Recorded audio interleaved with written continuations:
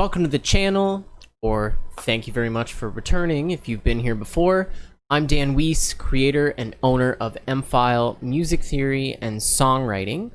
We are all about helping you gain control of your creative passion and power so you can become the musician you are supposed to be, making the most impact with your music by creating the music that you hear in your head.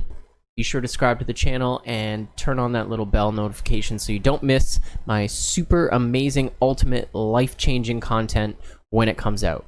Now, let's get to the video. It's record time.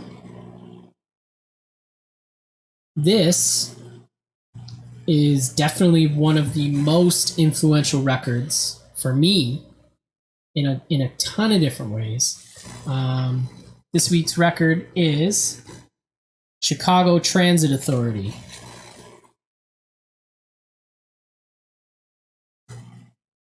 Get a little bit of shine there. There we go. That's a bit better. Chicago Transit Authority. This record, so came out in 1968. The band was known at this point as Chicago Transit Authority. By the second album, they changed their name to Chicago. May have heard of them.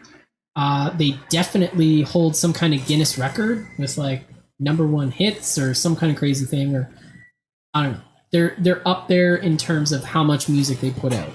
And as a young lad, I had heard some of their light adult radio hits because there's a contemporary side to Chicago, especially later Chicago. It's kind of snoozeville if you're not really into it. So as a young guy, I was like, I don't know if I like Chicago. Like, I feel like it's just kind of like, cheesy. And then, I opened my mind up a little bit and I found this record, as you can see from the price tag there, used. It was like $1.98. I bought it for less than $2. I was like, okay, I'll give it a chance.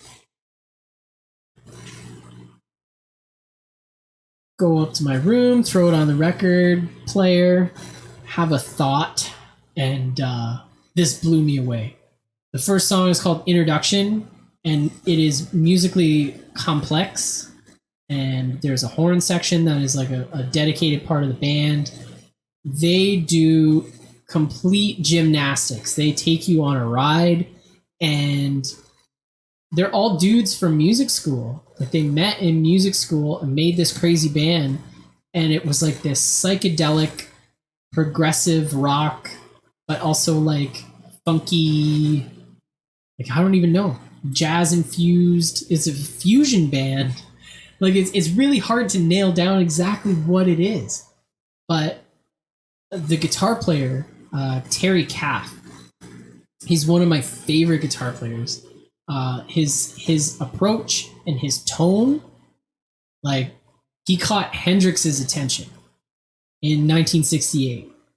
He said that Terry Caff, that cat can wail. That's some high praise from Hendrix in his prime, right? It was so unexpected.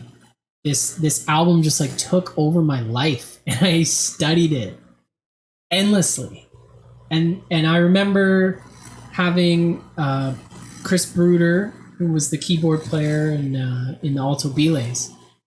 I brought him over. We were still in third year in music school, and it was, there was a concert or some kind of gig or something, and it was a school night. But I was like, yo, I'll bribe you with some pizza. We'll go have a little this and that, and you gotta listen to this album. And we just sat there, and I just like, happened to him, and he was like, this is incredible. Like, I'm angry that I didn't know about this record before. And I was like, that's exactly what I said. So this was a huge inspiration and basis for a lot of the music that we started writing in that period towards making the album. And we really wanted to model a lot of this in making the album. Now, that doesn't mean like, okay, we're going to write a song exactly like this, and it's going to have this, and it's going to be this. And we just really wanted to try and get that sound and that vibe, because this was a larger piece band. They had horns, and there was a really, truly honest and live element to the music. We didn't want that to get lost in translation through the recording.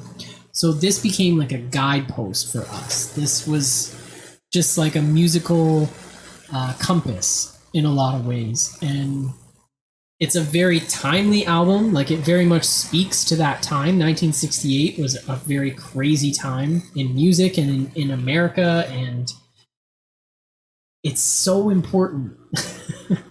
I always say this, but even if you don't like it, you really got to give it a listen and let the lessons that are contained within this giant double album be taught to you. Just take something in from it, because there's such a wealth of musical knowledge, songwriting prowess to be gleaned from this, that you'd really be doing a disservice on skipping out on it.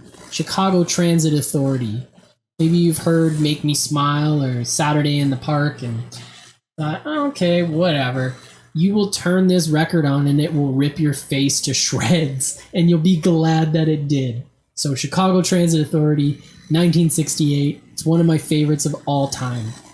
I do not say that lightly. If you want to learn more about any of the topics discussed on today's episode, or if you'd like to expand your horizons so you can make the most amount of impact with your music, please be sure to check us out at mfile.ca.